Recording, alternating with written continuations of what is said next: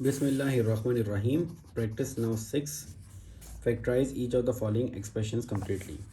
अब quadratic equation given है हमारे पास एक्स स्क्वायर प्लस 8x+7। अब यहाँ पे हमें कांस्टेंट टर्म को इसकी फैक्टराइजेशन के लिए मिडिल टर्म ब्रेक करनी है। मिडिल टर्म की जगह पे दो फैक्टर्स ऐसे लिखने हैं कि वो उनका सम 8x के बराबर आ जाए, उनका प्रोडक्ट लास्ट। यानी आपको करना क्या है, सबसे पहले जो कांस्टेंट टर्म है उसको कोफिशिएंट ऑफ एक्स स्क्वायर के साथ मल्टीप्लाई करना है। तो कांस्टेंट टर्म 7 1 से मल्टीप्लाई होगा क्योंकि कोफिशिएंट ऑफ एक्स स्क्वायर 1 है, तो 7 बन 7 आ जाएगा। अब 7 को आपने दो ऐसे नंबर्स में ब्रेक करना है कि उन दो नंबर्स को अगर मल्टीप्लाई किया जाए तो वो 7 आ जाए।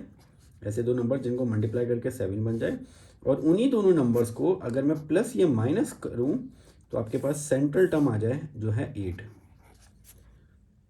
तो ये तो हमारे पास बिल्कुल सिंपल है। सबसे पहले चेक कर, ऐसे नंबर्स को चेक करने के लिए 1 से स्टार्ट करते हैं। 1 के टेबल से पहले 1 के टेबल से चेक करें, फिर 2 के टेबल से। 1 के टेबल में अगर मैं 1 को 7 से मल्टीप्लाई करूं तो 1 और 7 का प्रोडक्ट 7 आ जाएगा। और यही दो नंबर्स यानी 1 और 7, इन्हीं दोनों नंबर्स को अगर मैं ऐड करता हूं तो मेरे पास आ जाएगा 8। यहाँ पे जो सेंट्रल टर्म के साथ साइन होता है, सेंट्रल टर्म 8 पॉजिटिव है तो यहाँ भी 8 के साथ पॉजिटिव है। जो सेंट्रल टर्म के साथ साइन होता है वो बड़ी टर्म के साथ साइन जाता है, और दूसरी टर्म के साथ अपने प्लस या माइनस में से खुद ऐसा साइन लगाना है कि जो पॉजिटिव 7 के साथ ऐड या सब्ट्रैक्ट होने पे पॉजिटिव 8 दे दे। अगर तो मैं नेगेटिव लगाता हूँ तो फिर 7 - 1 6 हो जाएगा, जबकि मुझे 8 चाहिए, इसका मतलब यहाँ पे पॉजिटिव ही लगेगा। अब यही दोनों साइन आपने ऊपर शिफ्ट कर देने हैं। यानी अगर मैं इनको मल्टीप्लाई करूँ तो प्लस प्लस प्लस 7 1 7 पॉजिटिव 7। यानी यहाँ पे अब आपने एक्स स्क्वायर और लास्ट टर्म को एज इट इज़ लिखना है। सेंट्रल टर्म दो फैक्टर्स में डिवाइड होगी। वो फैक्टर क्या क्या आ रहे हैं, +1 +7। तो +1 वेरिएबल के साथ आएगा, यानी ये 8x है तो +1x और +7x आएगा। अब x के साथ 1 लिखा नहीं जाता तो इसका मतलब ये है 1x की जगह पे मैं x लिखता हूँ सिर्फ, और दूसरी टर्म आ जाएगी 7x। अब इन दोनों टर्म्स में से कॉमन और लास्ट की दो टर्म्स में से कॉमन, इन दोनों टर्म्स में से कॉमन आ रहा है x, तो एक्स स्क्वायर में से x कॉमन जाएगा तो बाकी बचेगा x प्लस x कॉमन गया 1। इन दोनों में +7 कॉमन, 7x में से 7 कॉमन बाकी रह गया x, 7 कॉमन बाकी रह गया 1। अब ये ब्रैकेट सेम आ रहे हैं, x+1 सेम आ रहा है। अब जो ब्रैकेट सेम है आप उसको उस ब्रैकेट को एक दफ़ा लिखो, और दूसरे ब्रैकेट में जो फर्स्ट ब्रैकेट के साथ टर्म है वो, और जो सेकंड ब्रैकेट के साथ टर्म है वो आ जाएगी x+1 x+7। Now part B में क्वाड्रेटिक इक्वेशन गिवन है। इसकी फैक्टराइजेशन के लिए क्वाड्रेटिक इक्वेशन है x² - 11x +28। इसकी फैक्टराइजेशन के लिए लास्ट टर्म यानी कांस्टेंट टर्म को कोफिशिएंट ऑफ एक्स स्क्वायर से मल्टीप्लाई करना है। तो 28 1 28।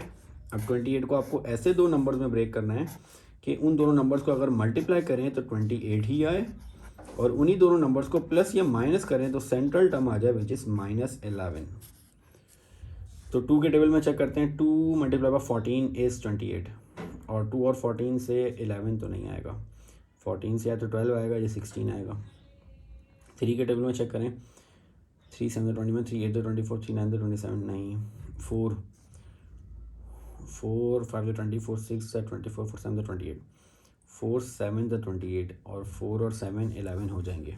यानी दूसरा फैक्टर आएगा 4 के टेबल से 4 7 28, और 4 और 7 को अगर मैं ऐड करूँ तो 11 आ जाएगा। अब यहाँ पे टर्म लिखने के बाद आपने साइन लगाने हैं। साइन किस तरीके से लगाने हैं, जो सेंट्रल टर्म है उसके साथ जो भी साइन मौजूद है वो बड़ी टर्म के साथ आएगा। यहाँ सेंट्रल टर्म है 11, उसके साथ नेगेटिव, तो नेगेटिव बड़ी टर्म यहाँ पे 7 के साथ आ जाएगा। अब -11 लाने के लिए -7 और 4 के साथ मुझे लगाना पड़ेगा माइनस साइन। अगर पॉजिटिव लगाता हूँ फिर -11 नहीं आएगा, -11 लाने के लिए 4 के साथ नेगेटिव साइन आएगा। अब यही साइन ऊपर शिफ्ट हो जाएंगे।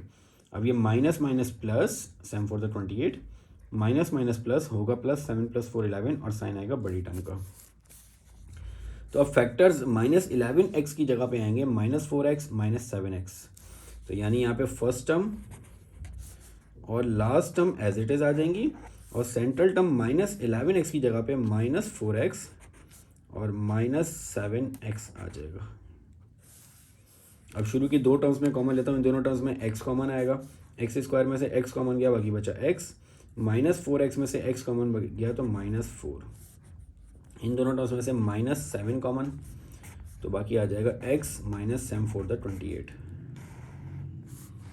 अब ये ब्रैकेट सेम आ रहा है दोनों तरफ x -4, तो यहाँ पे आ जाएगा x -4, यहाँ से x -4 कॉमन गया तो बाकी बचा x -7, जो पहली ब्रैकेट के साथ टर्म है वो और जो सेकंड ब्रैकेट के साथ टर्म है वो, यानी इसके फैक्टर्स बन जाएंगे x -4 x -7।